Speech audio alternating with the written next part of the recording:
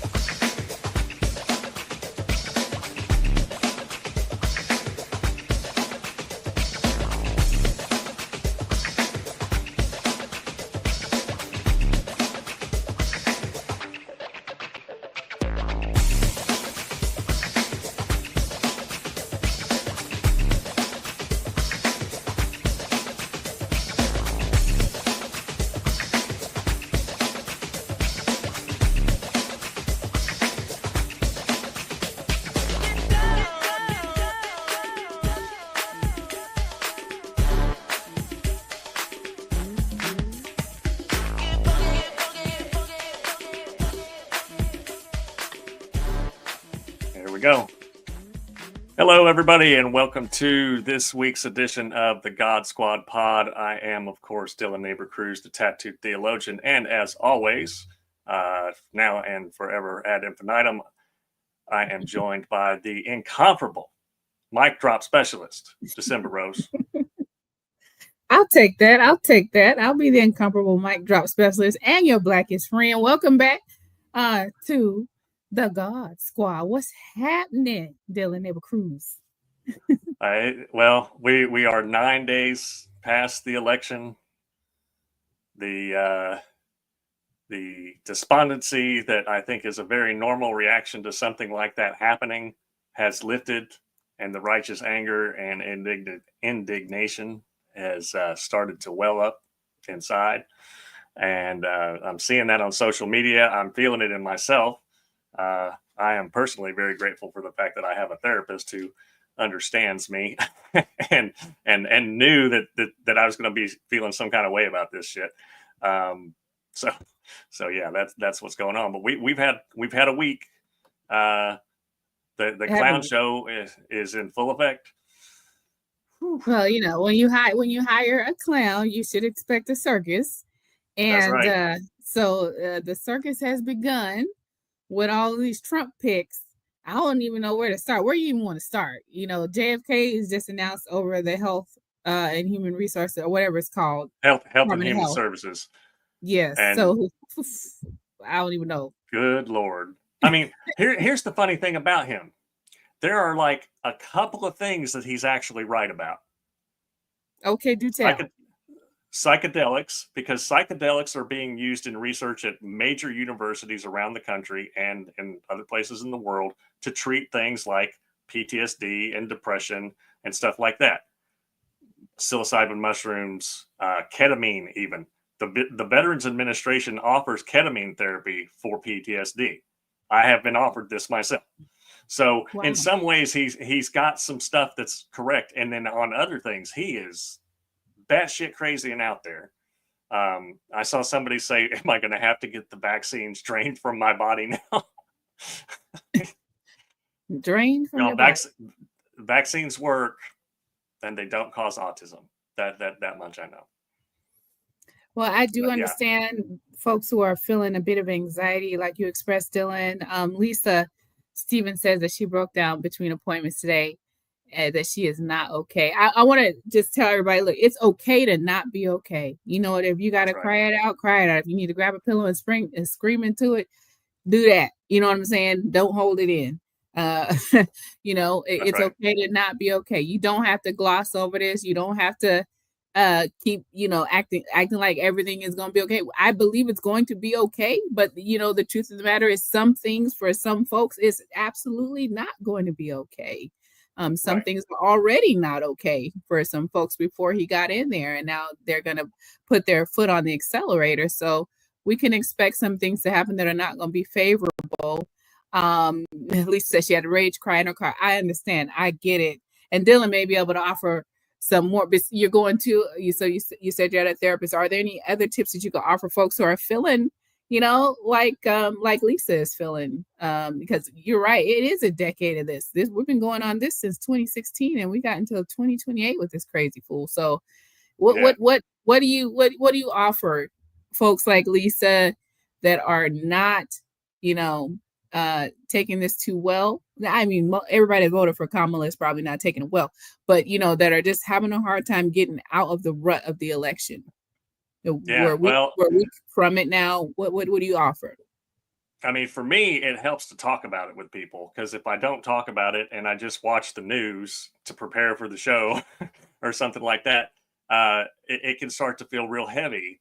But I've also been reading different things from articles and historians talking about the pushback that's already happening, and so there is at least a modicum of hope that worst case scenario kind of stuff isn't necessarily going to be possible, and that doesn't mean that it's not going to get bad and the turbulence ain't going to be bumpy and shit, but that doesn't mean it doesn't necessarily mean that we're going straight into Nazi Germany. And so hopefully the people behind Trump and his sycophantic army of idiots won't be able to do everything that they think that they can or want to do.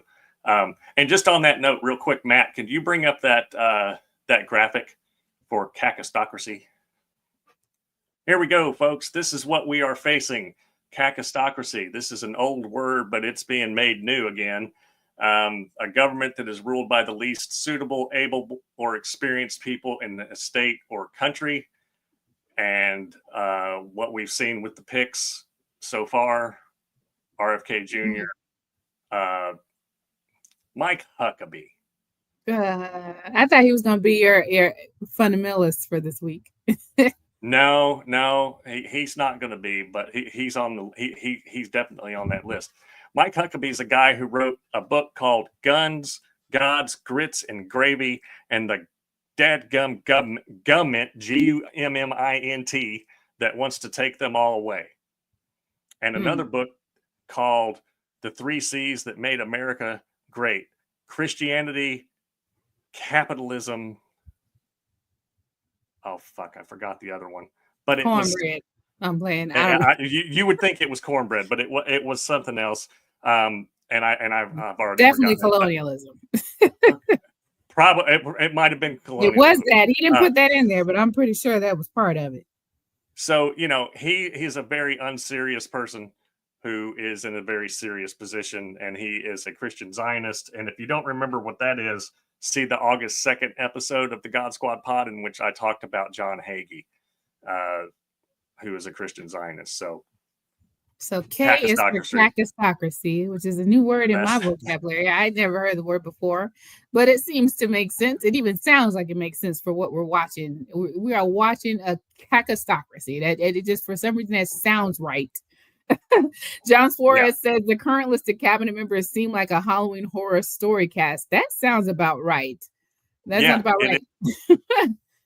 Who else? Maybe he got Matt Gaetz. Has that been confirmed? Like, is he going? No, he's the nominee.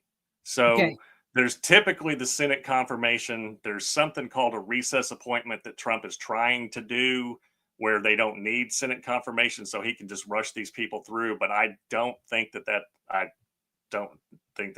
quite. You don't think the Republicans are going to go for it for the recess appointments? No, because Linda Murkowski has already said that Matt Gaetz is not a serious pick. And if he wants his people to get affirmed, he's going to have to pick serious people.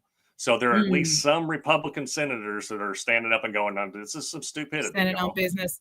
I don't know. He resigned right before I think a report was going to be released on him. And I'm wondering if this was him, his agreement with them that he would resign in order that they would not go ahead forward with the charge or whatever they were going to do, or if he did it with the hope of becoming the attorney general. I'm not sure which field that decision. What do you think?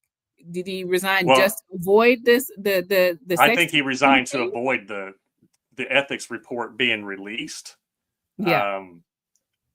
Because the timing is very suspicious, and he doesn't. I mean, I didn't know that he'd been to law school even, but he does have a JD, a Juris Doctor degree, and he can practice law in Florida. But that does not make him capable of being the Attorney General of the United States. And again, this is not a serious pick, but there are Senate Republicans and Congress people that are like, we can't. I was just reading about this today. We can't have a guy as the Attorney General with this kind of thing hanging over him. Because it could be used by foreign intelligence. Yeah.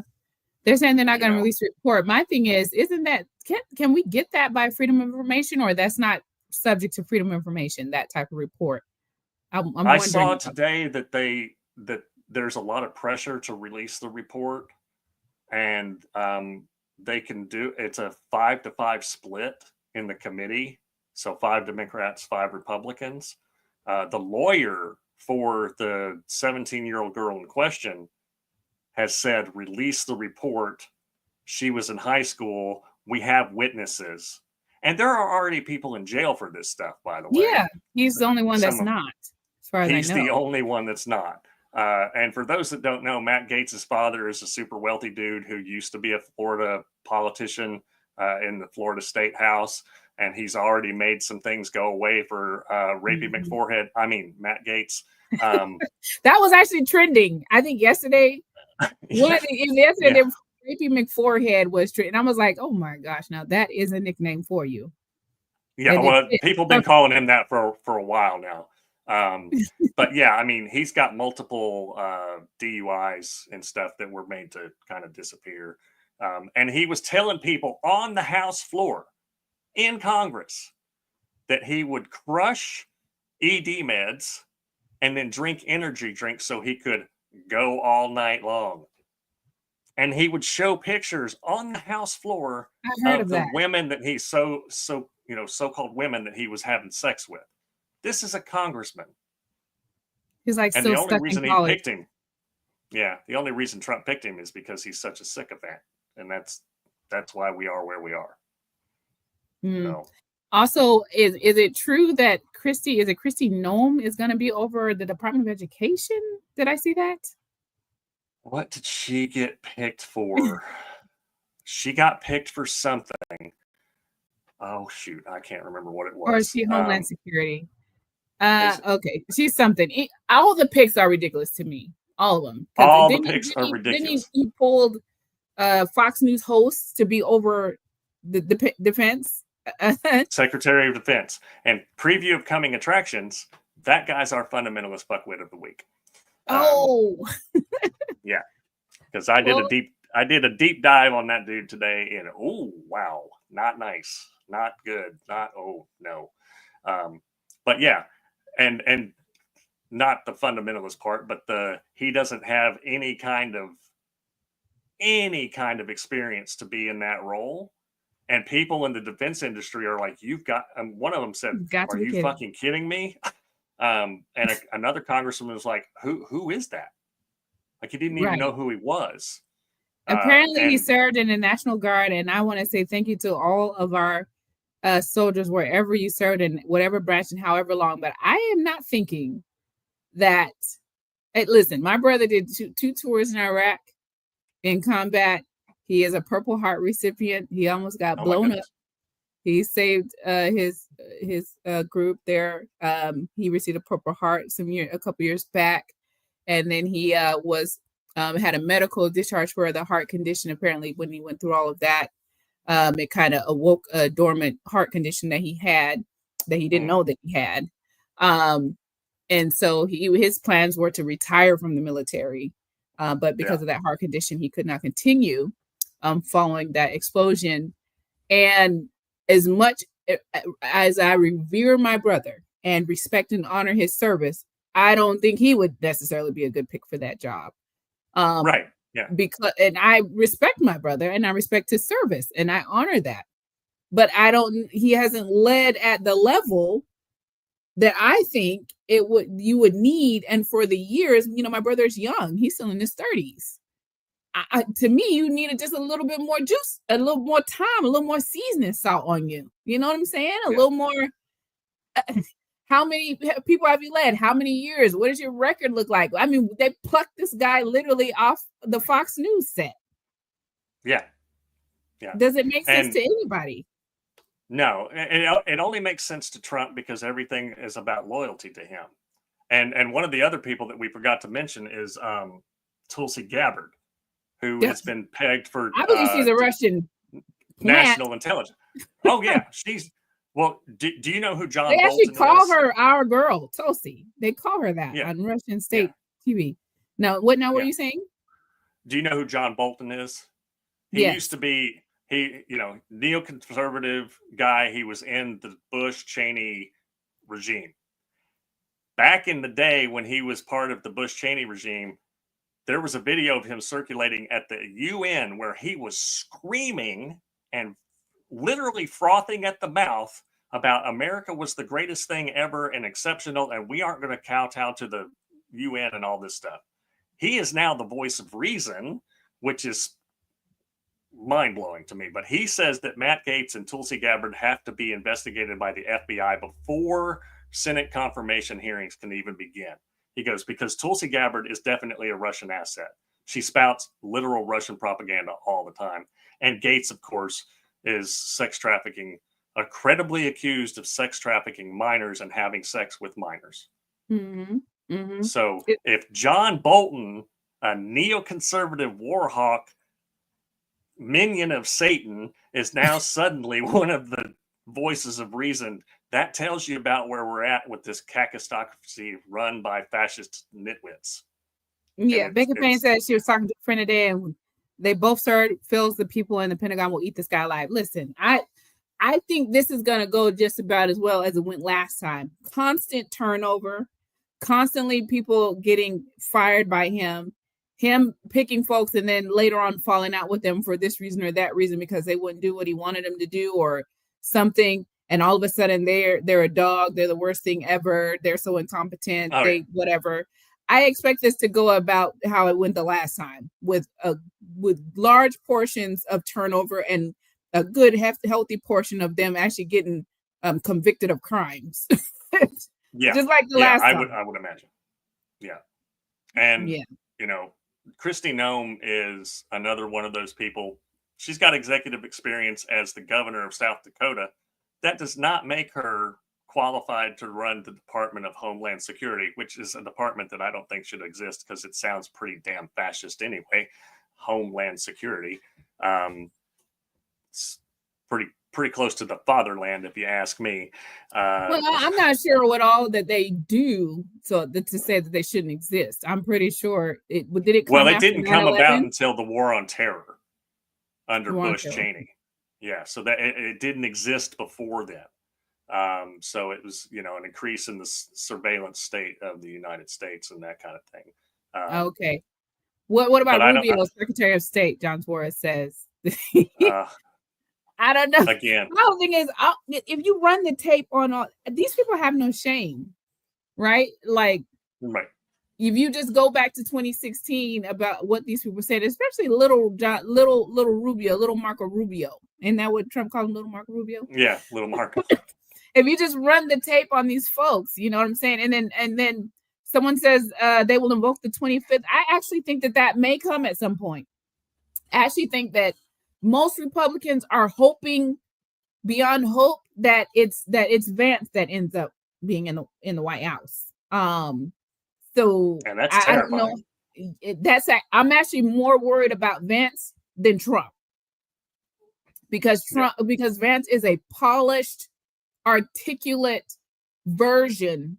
He's an acceptable, palatable version of Trump, who believes everything Trump believes, but has a better way to say it, looks better at saying it, can put his sentences together better, and he appears trustworthy. He's real slick. He's the same devil, but he's real slick. And I would actually be more worried about Vance than I would be about Trump, because Trump is so incompetent. He's so full of blunder, and he's so, so more about performance, entertainment, than he is about actually executing the job. Vance, on the other hand, he has the same mentality, but he's able to execute, and he's able to speak, and he's able to articulate, and he appears to be more respectable. Yeah. So he would be better. He would be able to execute the wicked plans that they have more effectively than Trump, because Trump is so bombastic and belligerent and offensive, whereas Vance is, he's just more smooth with it. He's like a roofie. Yeah.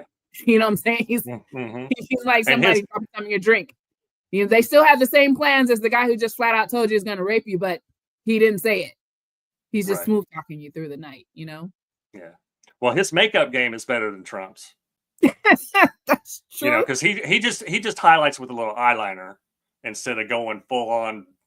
I don't even know what color the bronzer or whatever the fuck that he's using is now, but you can see around his ears when he doesn't get it all quite there. Guy liner, as somebody said. Matt, I guess our producer put that up there. Guy liner. Yeah, Vance may not be liked, but neither is Trump. Is liked less, is what I'm saying. Yeah, people would definitely take Vance over Trump. And Vance is right up there in bed with Peter Thiel. And I don't know if that's literal or figurative, because Peter Thiel's a gay-hating homosexual billionaire. Gay-hating homosexual billionaire. That's quite a combination right there. Well, I mean, he pushes all the policies, and the politicians that hate the rainbow community, but he is himself gay. I mean, I don't know what. I guess it's self-loathing. It's self-loathing. Yeah, that's what it is. Yeah. What about this? You said that you got a fundamentalist fuckwit that has also been chosen to be in the cabinet. Oh yeah, Why did we choose him? Tell us about old All right, well, folks, the fundamentalist fuckwittery this week is brought to you by the nominee for Secretary of Defense, Peter Hegseth. And it came to my attention today. I had seen him maybe once or twice on Fox News saying something stupid like, I don't believe in germs because I can't see them, so I don't wash my hands. I saw that mess. He said he hasn't washed his hands in years, and I'm like, this motherfucker. Exactly. But, I didn't know anything about him until he got nominated, because I don't watch Fox News. Shocking to most people, I'm sure. But it turns out that Pete Hegseth Olivia is I'm sorry, he's I didn't call my daughter. He's a Christian Reformed Reconstructionist who follows the teachings of Doug Wilson, who you may remember was the fundamentalist fuckwittery representative for August 29th's episode. So if you missed it, go check out that one, and you can get a little bit more on Christian Reconstructionism. But the short, low down, and dirty is that it's white supremacist, neo-Confederate, theocratic nonsense that seeks to put in a hyper-rigid conservative theocracy based on the most brutal interpretation of the Torah. So I learned today that Hegseth has all of these tattoos.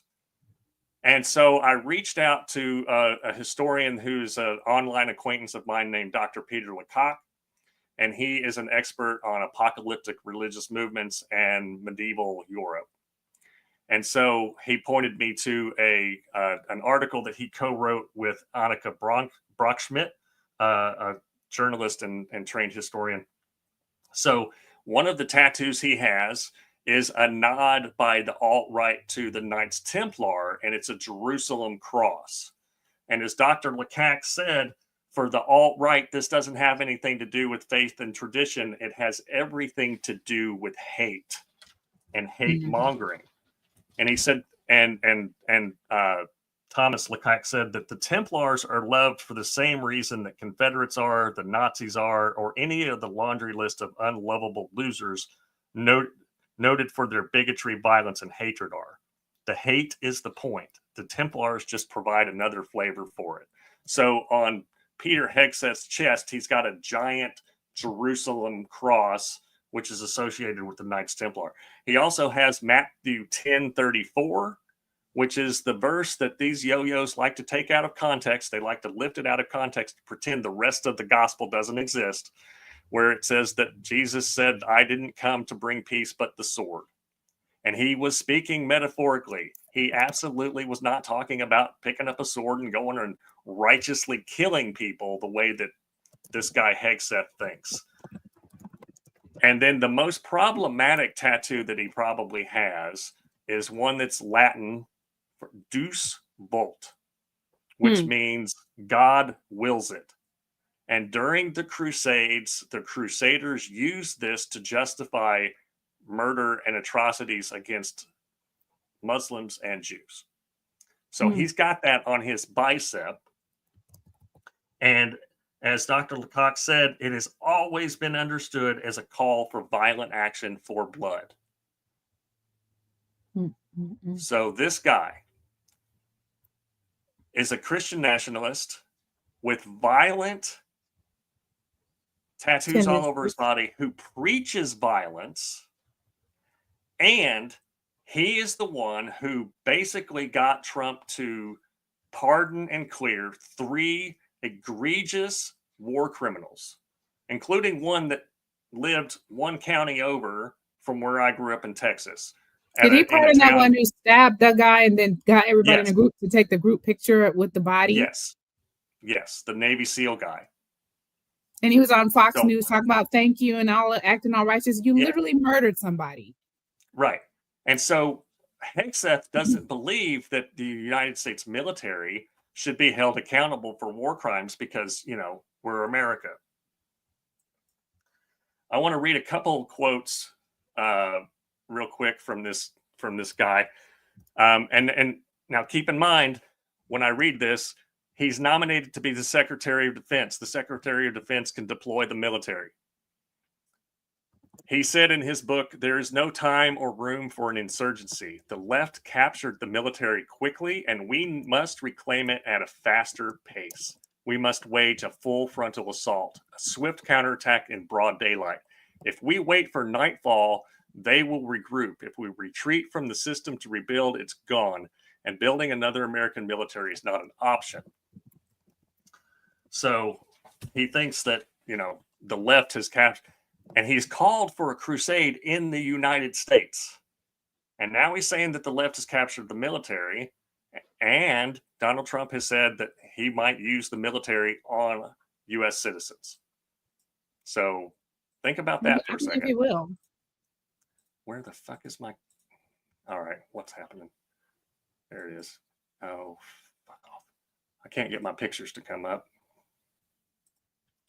My screenshots. There was another quote. Anyway, he said something to the effect of that the most important thing is faith, family, and freedom when it comes to patriotism. And I just want to break, and he's talking as a Christian. And I just want to break that down real quick. 1, Jesus said that family was not the most important thing. It's in all the synoptic gospels where he says, where somebody comes to the door and says, hey, Jesus, your family's out here. And Jesus is like, yo, my followers are my family.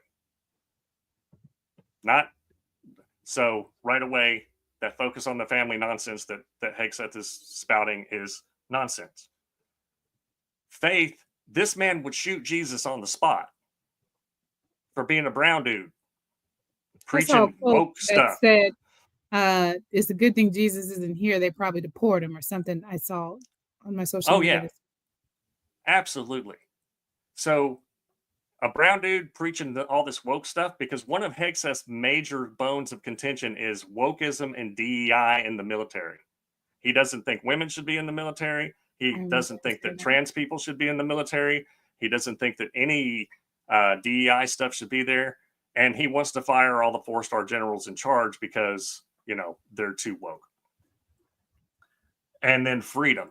Jesus never talked about freedom, especially not in the pseudo-patriotic, nonsensical way that this guy is talking about it, right? Where freedom looks like white people getting to do what they want to do. And make no mistake about it, if he's following the teachings of Doug Wilson, he is a white supremacist, period. And he's got white supremacist tattoos. The military flagged him as an extremist. And he said it was because he had religious tattoos. No, it's because those religious tattoos have been co-opted by the alt-right for white supremacy and hate mongering. And he was also booted out of Biden's inauguration for some kind of reason too. That's the reason. Okay. That's the reason. Because he was flagged as an extremist. And he's like, how can I be an extremist? I'm just a white guy who wants to serve and kill for his country. More or less. I'm paraphrasing. Right? Like he said that? No, I'm just paraphrasing. Like I watched him. Oh, fuck. I forgot the video. Matt, pull up the video. I got rolling and I forgot the video. So here's a little clip of him talking to Kirk Cameron, that clown, about this kind of stuff. When I think of patriotism, I think of the military. I don't just think of like patriotism, so I think of schools and education, or I think of the church, although these are important institutions. The military is like inextricably tied and connected with a sense of a vibrant patriotism in a nation. But with these attacks on patriotism, calling it Christian nationalism, what does a disdain for the U.S. military mean for the future of our culture? Well, first of all, you were raised right, and that's why you look at it that way. A disdain for our military and the future of our culture means more soldiers die. And I mean that. I mean, when you impose DEI and CRT and gender fluid standards into the military, you are breeding a less capable military. You are giving commanders less opportunity to train. You're giving them, there's less accountability inside this. I heard time and time again from leaders, I'm walking on eggshells because I don't know what pronoun, we got transitioning soldiers in our units. I've got a quota I need to meet of a certain number of women and men or a certain number of minorities. What are we doing here? We're in the job of kill or be killed. I'm right. Giving you my son.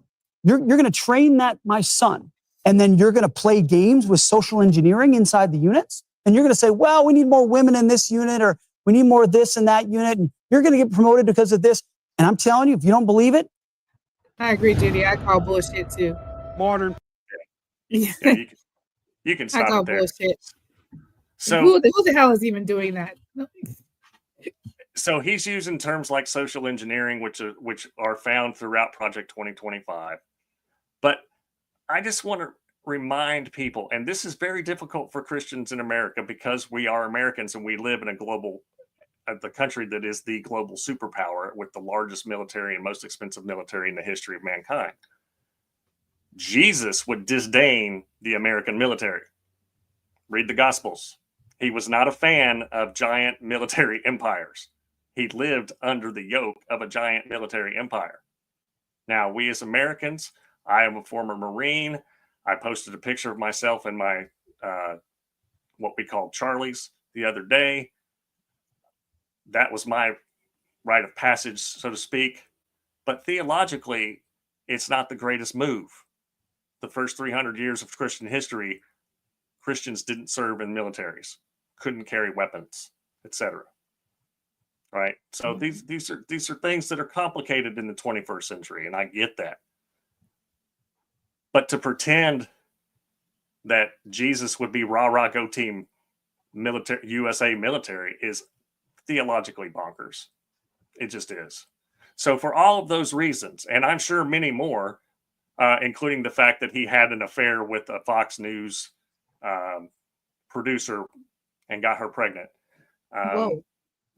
Pete, while he was married, vet these people. Wow, they just put anybody in the cabinet like last time.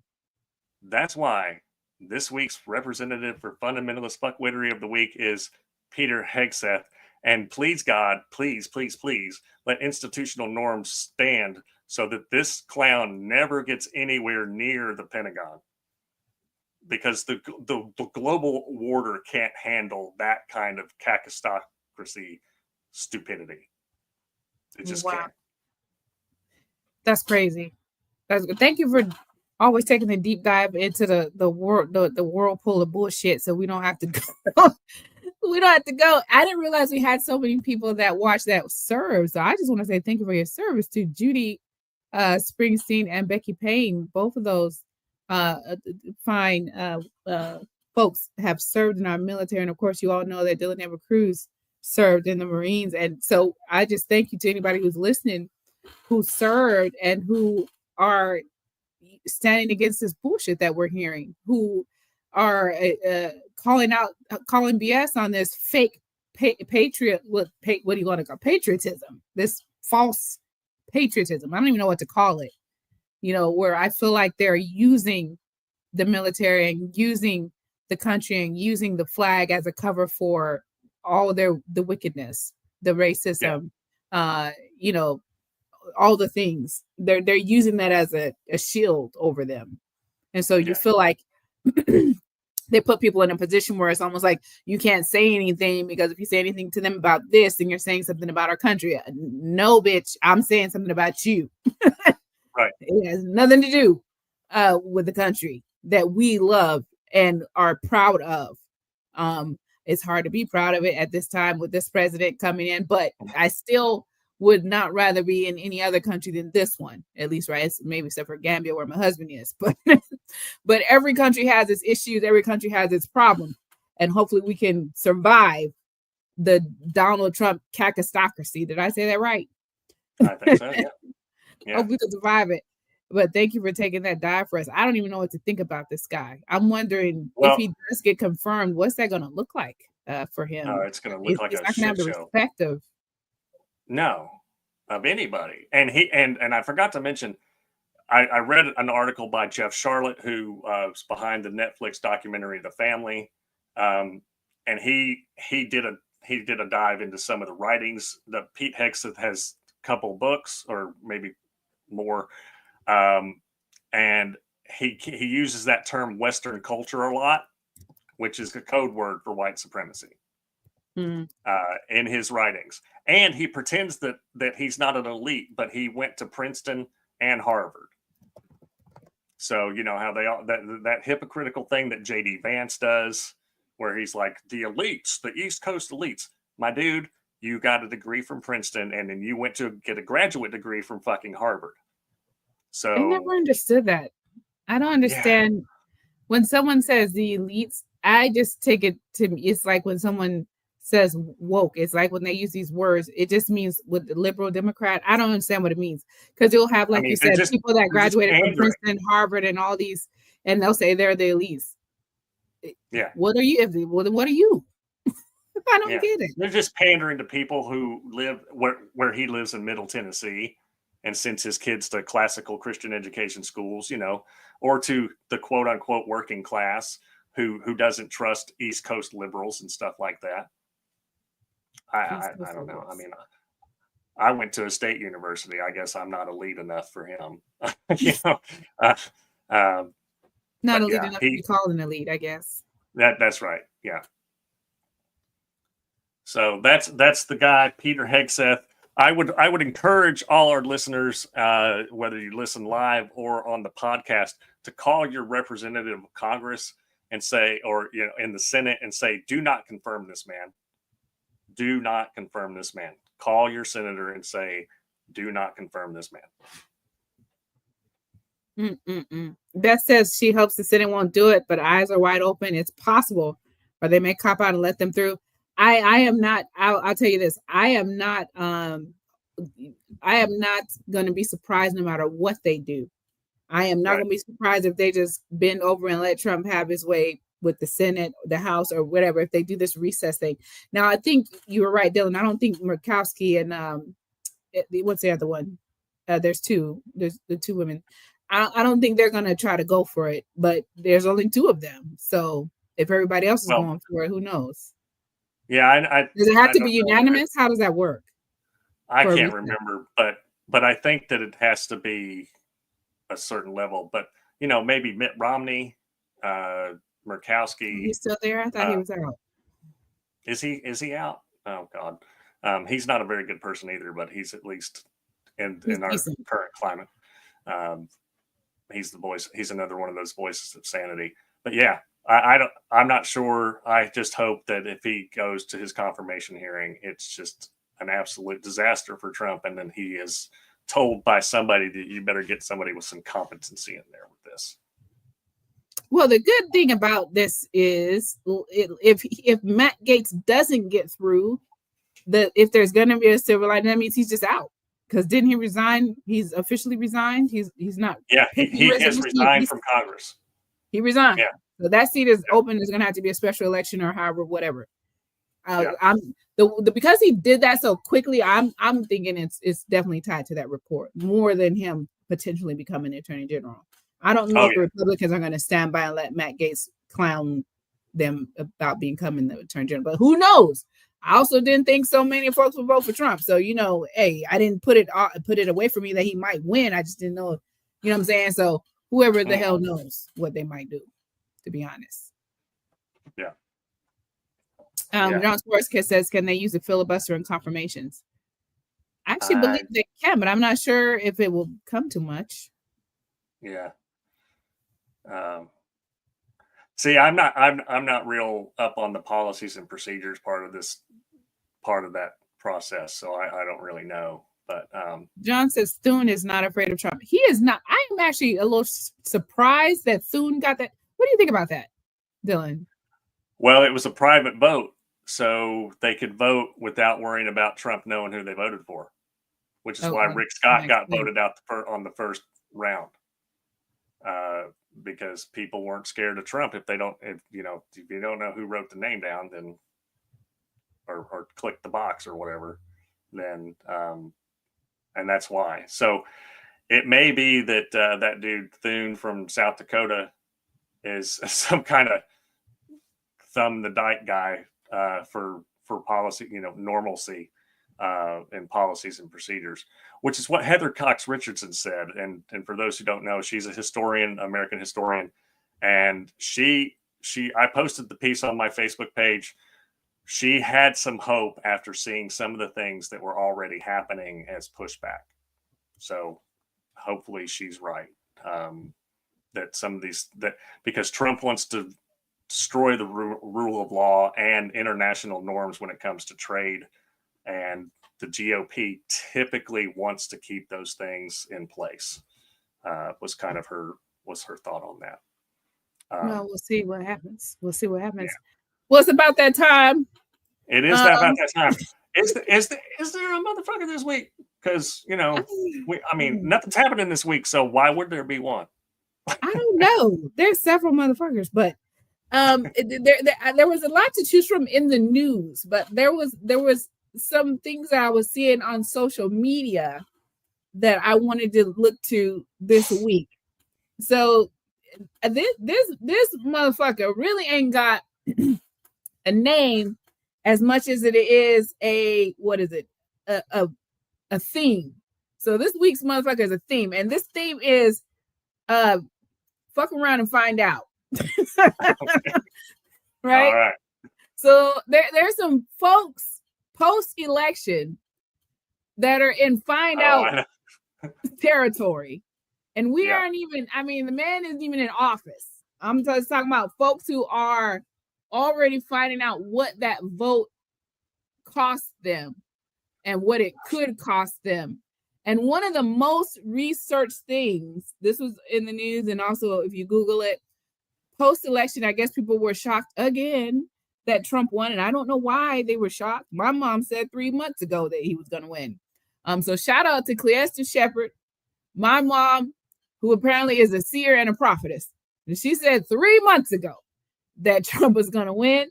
And then the night of the election, way before they called Pennsylvania, she was like, that motherfucker's going to win again. I just know it. They're going to put it. So shout out to my mom who listens to this show. She called it. But they are really in the fuck around and find out stage. And here's the thing: the closer we get to him getting in office, and as soon as he gets sworn in, we're really gonna find out. Now, they're gonna find out that we were not fear mongering. They're gonna find out that they weren't crying tears, whatever they call it, these liberal tears or whatever they want to call it. Yeah. They're gonna find out that we were not hyperventilating over nothing. I believe that Trump is going to try his level best to do the things that he said he was going to do. I don't know why people think he's just talking and all it is talk. I don't know why. He says the stuff over and over and over on repeat like a broken record. Why do you think that it's just him talking? No, he intends to do that shit.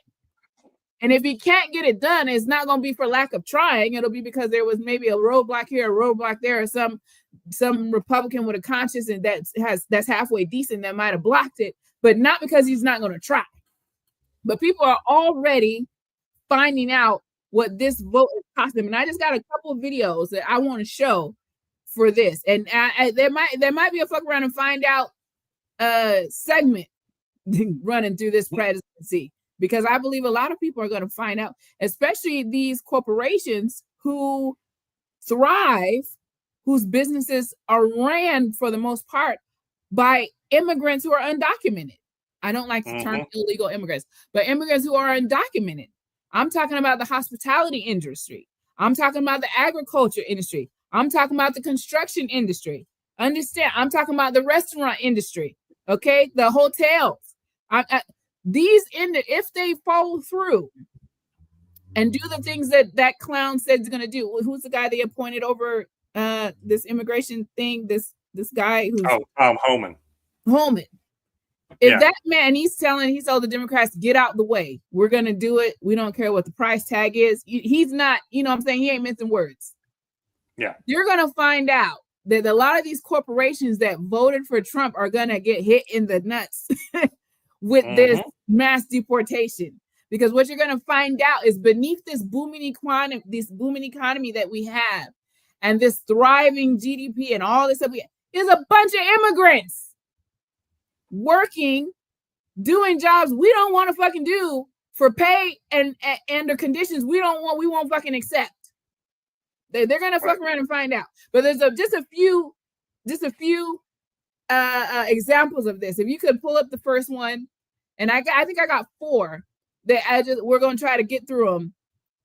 And this one really irritates the shit out of me. Go ahead and play. We're gonna just play like as Trump begins to build his cabinet out. Muslim voters in Dearborn, Michigan, are now feeling regret for voting Donald Trump into office. Now, I've told you guys many times, my dad is Muslim. His entire side of the family, they are Muslim. I used to go to the mosque every Friday when I was a kid. Now, I'm not religious whatsoever, but throughout this election season, I've had many deep conversations with my dad and his Muslim friends, people that I used to know from the mosque. Many of them were very hesitant to vote for Kamala Harris, but I convinced my dad, I convinced everybody. They're all quite liberal, but many people in Dearborn, Michigan, in this particular town, ended up voting for Donald Trump. Now they are feeling regret. We're actually seeing regret among multiple sectors that I want to break down. So make sure you drop a like, subscribe for some deep, raw political analysis. And let's start off with this first story that I can't tell if it's funny or ironic. It's a little bit sad. So this anonymous forum, somebody said,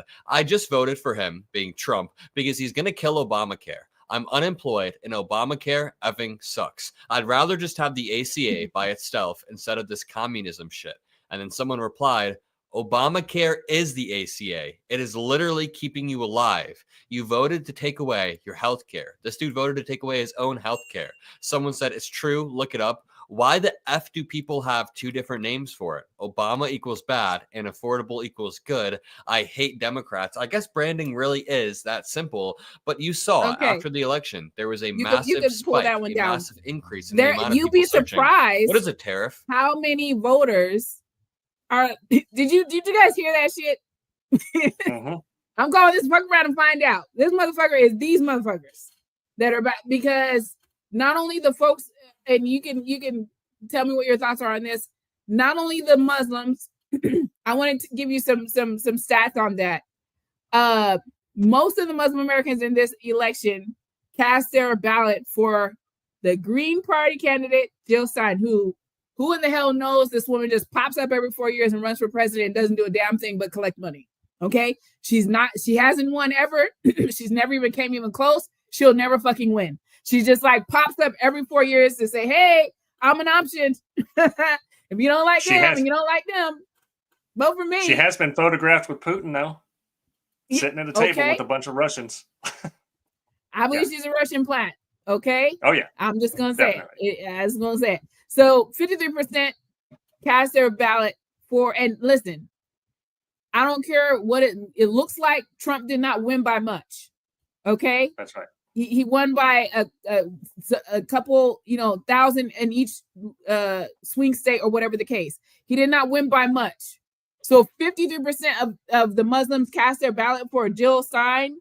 That probably could have put Kamala in the White House. Okay. And meanwhile, 21% voted for President-elect Donald Trump. 20% voted for Vice President Kamala Harris. And I don't understand. Now, this is a shift. That's 69% of them voted for Joe Biden and 17% voted for Trump in 2020. And they're supposedly fueled in part by Israel's war in Gaza. My whole thing about that is, what made you think? I guess it's a protest vote.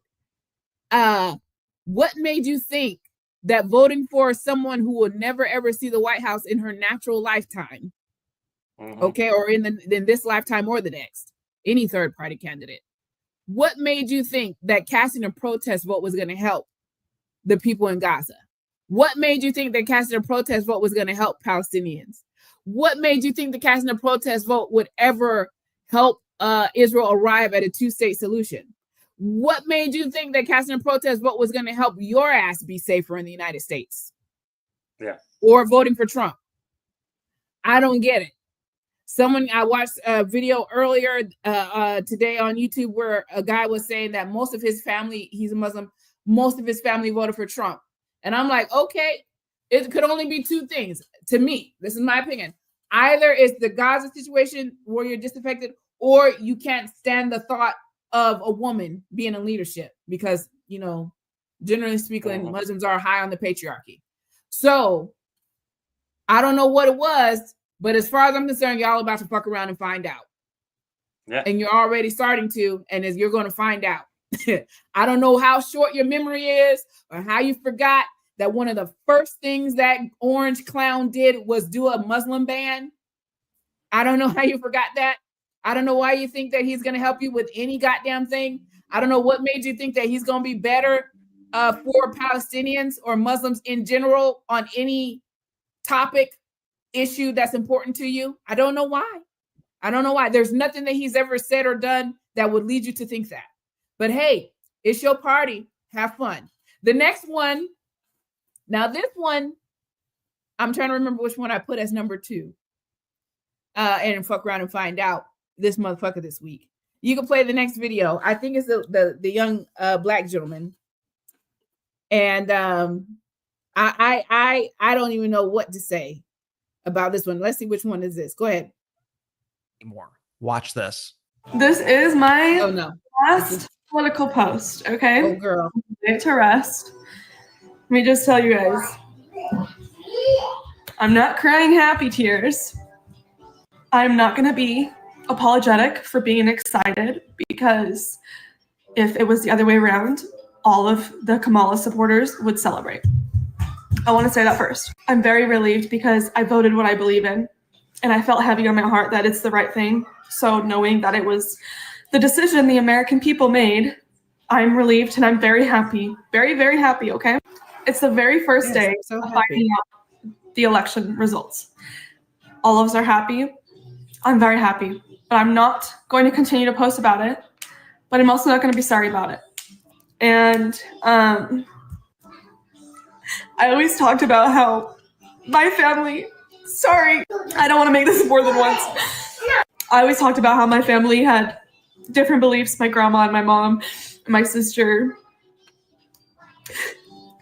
and how we always got along. She's very happy. Did she tell y'all that? And I wore my grandma's sweater to go low, and I'm so sorry. I'm trying not to cry, okay? But my heart's broken. Try not to cry. Yeah, try it.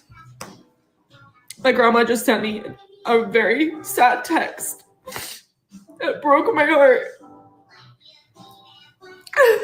And my mom has yet to text me back today. My point of making this video is to say that I am very happy, and I expressed how happy I was. She's very happy. And I'm not going to be sorry for that. I'm completely heartbroken that my family is taking it how they are. I never did this to them when Biden won. Never. But go ahead and stop the video. Go ahead. Wouldn't it be crazy if you could create voiceovers that sound like Jesus. So her family's disowning her basically because she voted for a convicted rapist, sexual predator guy. Yeah, basically. Judy said he destroys everything he touches. Literally, he does. So this girl who, if you didn't hear her say it for the 20th time, is very happy, okay? Very happy, in between tears, about her vote, except for the fact that her grandma, her Meemaw won't talk. I don't know what Meemaw text said, okay? She didn't tell us what the text said, but apparently Meemaw ain't happy with old girl. And she done wore Meemaw's sweater to the voting polls. Mama ain't replied to what. Mama and grandma know that you voted for a man that pulled back their rights, and especially grandma, because Roe v. Wade is probably her grandma's into her grandma's era when her grandma was a young lady, or not young, but you know what I mean. And grandma probably remembers what women were going through, or what she even might have gone through during that time, and what women were having to deal with, and dying on the table trying not to, So people, their story, I only put one because the time wise, but there's stories like that all over the internet. Some lady filed for divorce from her husband. Her husband's on. And did you do that? Husband on the internet lamenting. He's like, I didn't even know you could file papers that quick. And I'm like, y'all don't get it. And one thing that she said, Dylan, and maybe you have thoughts on this. One thing that she said that stood out to me, she was like, I didn't do this to you all when you voted for Biden. Name one right that Biden rolled back. Exactly. Name something that Biden took from you. Name something right. They name something that he did that affected your health, your physical bodily health, autonomy. Name a thing. Yeah. When did Biden stage a coup? Yeah. Who has Biden raped? Exactly. When how many Biden women? 20 women. Have to pay $84 million because, as the judge said, yes, he raped her. What businesses Biden's did fail, and he was fined $300 and something million for all the fraud that he committed. Yeah. Okay, that's not. It's so funny. What the funniest part of that video to me is she's crying the whole time, talking about how happy she is. That just, and she can't even get the words out because she's crying. I'm like, really? This is what joy looks like? This is what it looks like? What's the next video? What's the next video? We almost there and it's getting late, but I got to do this because I have a feeling that this is going to be all throughout this presidency. These are the videos that are going to be surfacing from MAGA voters. Go ahead, play the next one. Several people sent me this one too. And I really, Randy, do not care how this dude feels. MAGA family, I was on TikTok live, and a fellow Trump supporter said that all he needed was my vote. I'll never be part of the MAGA family, and that I'm black, I'll never be accepted, but he just got my vote. Nah, that's crazy. Like, I love MAGA Nation, I love the MAGA family, and that breaks my heart that someone would speak to me like that right after the election, that all I was a vote? Nah, I love all you guys, and I know most of you MAGA family members are not racist, and I love you guys, and I'll keep repping MAGA Nation, Trump 2024, but that really broke my heart that some guy would say that. Extremely heartbroken. He was extremely heartbroken. Did you hear that? I ain't got no sympathy for a brother. When I tell you I couldn't care less about this brother's feelings right now. I mean, there's not anything in the world that I could care less about than that brother's feelings right there with that MAGA hat on, slumped down in the couch, depressed, because somebody told him the truth. What do you think about that, Dylan? Of course, only a vote, you clown. Exactly. Trump literally said, I don't care about you. I just want your vote. And to say that MAGA's not racist, I mean, come on. Make America Great Again is literally a white supremacist slogan. I mean, I don't know what to tell you, man. Wake the fuck up and maybe put the pitcher of Kool-Aid down or something. Put the Kool-Aid down. Unhand the red hat. Okay? I'm like, dude. And he was so sincere. Did you hear it? Did you see his face? For those of you who couldn't see his face, he looks like somebody, like his best friend just left him on the playground. But he looks like that person that got left at school by the parents, forgot they picked up, just sitting on the corner waiting. He looks distraught. He looks like somebody stole the red out his Kool-Aid. Okay, he looked like and I don't have no empathy or sympathy. I'm sorry. I have neither one. I don't give two shits about that brother feeling right there. Because how in the hell did you not know that you were only a vote? How did you not know? Were you not listening with the same ears? You got two ears. You got one on each side of your head. You got two ears and one mouth. Were you not listening? You got two eyes, two ears. You got the internet. You got Wi-Fi. You got YouTube. You got Twitter. You got TikTok. You got Instagram. You got access to all this information. What made you think that you were any more than just a vote? They don't give a damn about your black ass. And for all the Hispanic folks, they don't give a damn about your brown ass. They don't give a damn about you. Okay? What made you think anything otherwise? Y'all about to fuck around and find out. Yeah, I got one more video.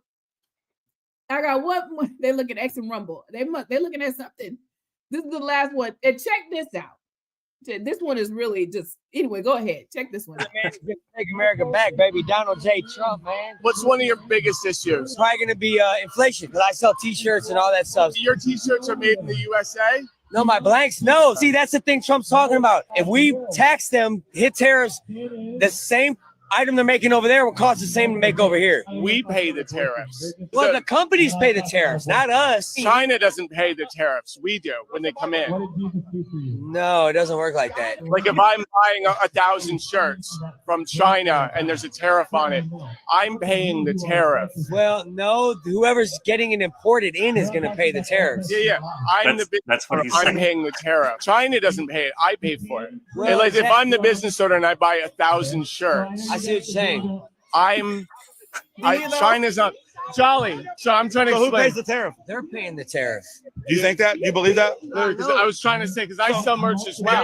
I sell you something for $10, right? You're going to sell it to him for $20. Exactly. But then I make you pay me $15 for it. Are you still going to sell it to him for $20? I can sell it to him for $20. If I raise the price $5. Oh, it's going to have to go up. Right. So yeah, the consumer foots the bill. I mean, just brutal. I mean, and more people knew about that. He was waking up as they were speaking. I love it. What do you think about that, Dylan? I mean, there's a reason why didn't Trump say at one time, I love the uneducated? That's what he said. That's what he said. And the low information voter is the kind of voter that watches the attack ads that were running ad infinitum in the months leading up to the election, and then they don't go fact check anything. No, I can't tell you how many times that I forgot to mute the TV and I heard an attack ad going, "Holy shit, that's demonstrably false." Mm-hmm. But they don't. And Heather Cox Richardson did a really brilliant piece on the tariff issue and how it's a remnant of the Gilded Age. Trump is literally trying to make another Gilded Age, which did not go well for anybody in America except for the hyper fucking wealthy. Mm-hmm. Mm-hmm. And so that's what this tariff thing is. He's got this guy who's the richest guy in the world in his ear. They made a whole department for him and Robert Swamy, right? The Department of Government Efficiency or whatever it's called. So they created a whole department just to have these guys in the government. And I'm thinking, and here you got this clown talking about the tariffs. Trump has convinced you that he's going to help you. It's going to help you for him to put tariffs on China. And in real time, he's realizing this is about to be detrimental to his business as someone who sells t-shirts, as someone who sells anything. As a matter of fact, if you're not following Mark Cuban, if you go look at Mark Cuban has put out a series of posts detailing how this is about to go down and detailing how many companies are already now stocking up on things ahead of Trump getting in office. And they're going to raise the prices on those things after Trump gets in office and say it's because of the tariffs, but they're stocking up right now on the current rate, at the current rates. And he says, this is something that's happening right now across the board. And I just can't, it's hilarious. It'd be even more hilarious if it weren't so tragic, because the truth of the matter is it's going to impact all of us. Oh, yeah. The truth of the matter is we're probably about to, in the next year or two, be headed, our very thriving, booming economy is probably about to take a sharp left turn toward a recession because of what Trump is going to do. And many people have short-term memory about what he did last time when he bankrupted the farmers. When he put tariffs last time, he put the farming industry in a really bad spot here in the United States and had to do subsidies to help them out. People's memories are short. But unfortunately, like these 4 examples that I gave, I have a feeling that there are going to be many more videos like this coming out over the next months and years of Trump resentment and regret and folks who fucked around and found out. I have a feeling that there's going to be many businesses that are going to go bankrupt whose owners voted for Trump. And they're going to be somewhere in a video like that little snowflake there talking about crying, talking about they don't understand this and they don't understand that. Well, honey, you got to own that. There's consequences on the other side of this vote. And yes, while there may have been consequences on the other side of the Biden vote, name one that had to do with your rights getting rolled back. Name one that had to do with your health, you not being in a position to have autonomy over your health and your body. Name one that had to do with rates going up on every goddamn thing. On the contrary, since Biden got in office, it's been trending down. No, it's not as good as it was before COVID, but nobody fucking expected it to be that's in their right mind. And economists all over the world either. Exactly. So come again? Well, yeah, you were just about to hit that point. Inflation was up internationally. This was not an American phenomenon. But when Trump's tariffs wars start, the inflation is going to be local American inflation. I mean, it's just stupid. It is what it is. It is what it is. So, hey, I'm just saying, I'm here for it, y'all. For 4 years, I'm gonna have every quarter or so. I'm about to do a fuck around and find out, because there's gonna be somebody.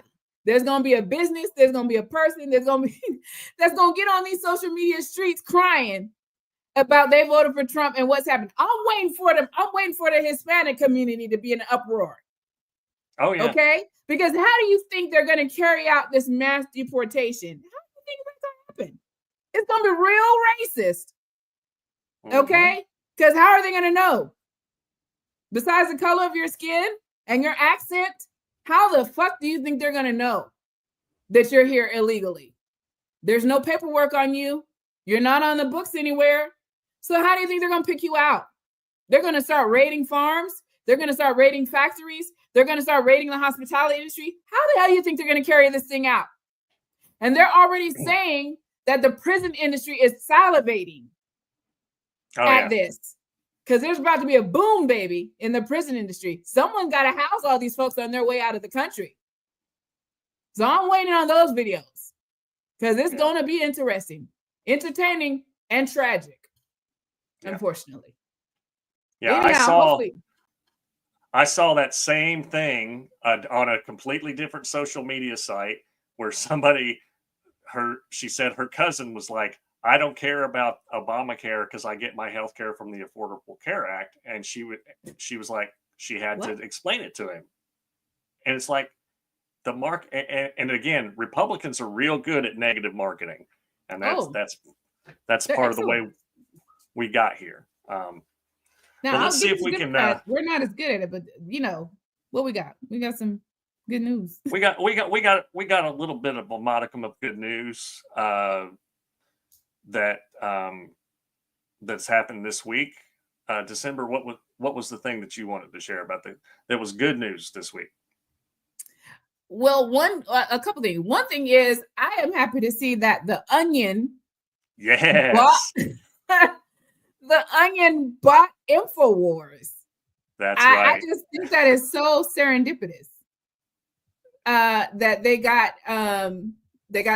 this fear-mongering lying network, and that guy is basically he's finished. I guess he's gonna become a talking head on somebody's network. News Nation. It could not happen to a nicer guy, because what a loathsome, execrable human being Alex Jones chooses to be. I lived in Connecticut when Sandy Hook happened. I was getting groceries at the cooperative grocery store in New Haven when that news broke. And that motherfucker went around calling it a false flag and saying all kind of stuff about the families. And he is having his FAFO moment. And the write-up on the Onion website today was hilarious about that. That they took on the tone of like an autocratic person, and this is why we did this. It was fucking fantastic.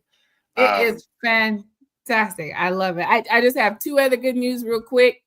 Democrat Janelle Bynum flipped a seat to become Oregon's first Black member in Congress. Listen, first Black member in Congress. That's huge. It's 2024. It's amazing to me that we're still having first Black moments, but apparently that's what I'm saying. We're still having first. There's Black a lot moments. of white supremacists in Oregon, though. There are a lot of white supremacists in Oregon. Unfortunately, everywhere. But shout out to Janelle Bynum flipping that seat, becoming Oregon's first Black member ever in Congress in the year of our Lord 2024. It happened. Shout out to her, and shout out to Ruben Gallego, who won Arizona U.S. Senate race over the Looney Tune Carrie Lake. So shout out to him. Hopefully she disappears forever now. She's not. Who is she? Probably become the press secretary. Oh yeah, well, true. Yeah, because she's such a sycophant. She's such a sycophant. Trump will find somewhere to put her. I promise you. Yeah. Unfortunately. Well, my good news is that I read today that the new president of Mexico does have some leverage when it comes to U.S.-Mexico relations, and Trump talking about putting a 25 to 100% tariff on things, and also the mass deportations. She has said that if he starts with the mass deportations, that she'll send 2 million American expats that live in Mexico back to the United States. She's like, we could play this game too. It'll probably piss off the Americans who are down there, living their best life and letting their dollars go farther, being forced to come back to the dystopian shit show that is the United States. But there was also some things that she could do to facilitate a relationship. And this article said that basically Trump trying to bully his way into doing all the things that he says he wants to do would wreck the U.S. economy. Yes. And make millions and millions and billions to do this deportation. Yeah. Well, not only that, but the tariffs that he's talking about would drive up inflation, because Mexico's our number one trade partner now. To me, now, call me crazy, but if you're going to have a shared border that big, and also that's going to be your most important trade partner, you would think that you guys would want to play in the sandbox real nice and share your fucking toys, instead of one of them kicking sand in the other one's face and then taking their toys and going home. So the new president of Mexico, Sheinbaum, I believe her name is. And it's a woman, right? Yeah, she's a lifelong leftist, Jewish Mexican woman. And Trump likes subservient women, and she's apparently not that. So that could be interesting. So that's our good news. And like John Oliver said on his election special, it does not outweigh all of the negative news, but we got to find the lights where we can find them at this time of darkness, and hopefully all those lights will start to build up to a bigger light. We're going to do a little bit of a new segment here. This is our first run on it. Word on the street, because this is a theological show. So Matt, if you would bring up the Psalm for me. Thank you, sir. So for those who don't know, Psalms are part of the poetical and wisdom literature in the Hebrew Bible / Old Testament. And they were part sometimes of temple liturgy and prayer. And this particular one is one that I came across the other day that I think it speaks for me as a theologian to the present situation that we find ourselves in. This was originally written as a prayer about somebody who wanted to get into the temple and was being kept out by his perceived enemies. But for those who can't see it, it says, "Lead me, O Lord, in your righteousness. Because of my enemies, make your way straight before me. For there is no truth in their mouths. Their hearts are destruction. Their throats are open graves. They flatter with their tongues. Make them bear their guilt, O God. Let them fall by their own counsels. Because of their many transgressions, cast them out, for they have rebelled against you. But let all who take refuge in you rejoice. Let them sing ever for joy. Spread your protection over them so that those who love your name may exult in you. For you bless in righteousness, O Lord." So that is my prayer. That is the MAGA movement just falls apart because their throats are open caverns or whatever it said. I didn't memorize it, y'all. But that's a prayer for those kind of people to have their guilt, make them bear their guilt, and let them fall by their own counsels. And a kakistocracy, the clowns, when you elect a clown, you get a circus, and that's what we're going to get. So let them fall on their own counsels. And like December showed, all these people who are going to have their "oh my God, I can't believe what I voted for" moment, there are already hundreds and hundreds of those people going around right now. I only showed 4 because we ain't got all the time. Literally, could do a whole segment on that. Yeah. So I pray, that's my prayer, that the MAGA movement falls apart, and that this is not the result that we wanted, right? And I always said that Kamala winning was just putting the thumb in the dike so that we could take care of business because of all the Christian nationalists that are still that we're going to still be coming and doing all the kind of fundamentalist fuckwittery that they get up to. But maybe now there's grace in this moment where, because of their own hubris and stupidity and the number of raging narcissists that are trying to work to the same end, which, as John pointed out last night, there is no same end for those folks. They all got their own end. Musk has got his, Vivek whatever the fuck his name is, Ramaswamy. Yeah, 2 of the most unlikable people on earth, by the way. One apartheid racist and one little brown man who happens to be a raging fascist. I don't get it. When you're in a world of white supremacy and your skin ain't white, and Mr. Ramaswamy's is definitely not white, why they think that that the white supremacists are going to keep them at the table is just beyond me. I don't even know. I don't understand it. But Lord, let them fall. Hallelujah, amen. Becky says maybe we have to burn it down and rebuild it better. Look, Biden's thing early on was build back better. which they blocked that particular bill. You know, it ended up being the infrastructure bill or whatever. They ended up trimming it way down, courtesy of our two little turncoats, Cinema and the other guy who resigned. Manchin. Man, anyways, I think Cinema is a Russian plant too. But anyhow, you know what?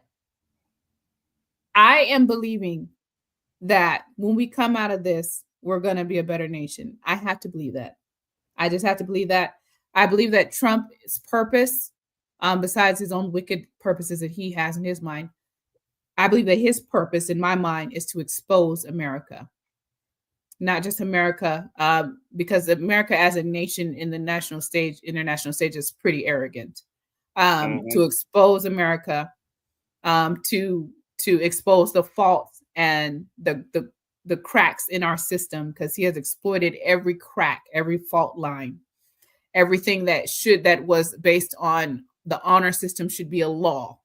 He has exposed that. It shouldn't be a option whether or not you publish your taxes. That should be a law. You want to run for president, you got to publish 20 years of your taxes, whatever the case. Because he has exploited and exposed every single crack and crevice, every weak spot in our democracy. So if for nothing else, he will serve to expose this country.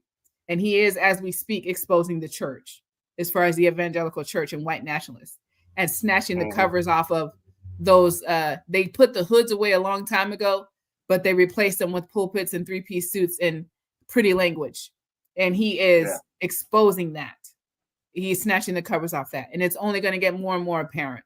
So for those reasons, you know, let's make it do what it do, baby. Like Ray Charles said, we're going to survive this because we're children of the Most High. We're going to come out on the other side of this victorious. In the meantime, Trump is going to have a cabinet and an administration full of corrupt, self-serving cacistocracies, whatever you want to call them. And it's going to end the way that it ended last time. It's going to be a clown show full of chaos and a lot of turnover and many people being convicted of crimes. And maybe he'll go on off into the sunset on a Rule 25, who knows? But he is going to expose this country, and he's already in the process of exposing the church. And for at least that one little piece of silver lining, I'm here for it. Yeah. I just pray that the pain experienced by the least of these, as Jesus would call them, by ordinary folks who are just trying to live their lives and do the best they can, is minimized, while the FAFO moments are maximized for the MAGA movement, and particularly for those pulling the strings in the MAGA movement. That's right. You know, because the people who got duped, they're finding out already, some of them. And by the end of 2025, I guarantee you there's going to be a lot of people going, oh, shit, I can't believe I did that. So did you have a word off the street or a word on the street? No, we're going to go with your word. The hour's getting late. I'm all with that prayer. I'm going to have to post that prayer on my phone and read it every day. I'm going to have to get up in the morning and pray that prayer faithfully. Let their guilt be exposed. All that, the wickedness in their throat or whatever that said. I ain't even never read that. I'm going to get up and pray that thing. The Lord let it happen. That's right. Psalm 5, 8 through 12. Everybody. Let that be our meditation scripture for the rest of this presidency. Psalms 5, 8 through 12. There you go. All right, friends and neighbors, that is our show. We hope you enjoyed it. Please do like, subscribe, and share. It does take a long time to put this together. We worked very hard to bring all of your socials and pick up Church Can Go to Hell. And also check out our wonderful producer's new book, Heretic 2, TOO. And he's got a new podcast as well called High Minds that is significantly different in tone and theme than this one. But go check that out as well. And you definitely got to get Dylan Amber Cruz book, Volume 1, and bam, Volume 2 in the house. Hey, okay, look at that. You need to go get look in our community. We say both of them, but BOFFUM. Get both of them. Okay, you need to go get both of them. Okay, go on Amazon and get both of them. Okay, and then once you get it, go on and write a review for a brother. Okay. That's right. Yeah, because for authors that write for a smaller press like Choir, those reviews help a lot, and that's just an algorithm thing. But it's also nice to know what y'all thought about what we wrote, because writing a book takes a lot of work. Yes. But that's our show. Like, subscribe, share, tell your friends, and then call your senators and make sure that they do not confirm that Christian nationalist nut job. Peter Hegseth or Matt Gaetz. Yeah. Yes. All right. Take us away, Matt. Thank y'all for coming. God bless you. Good night. Hey. Love y'all.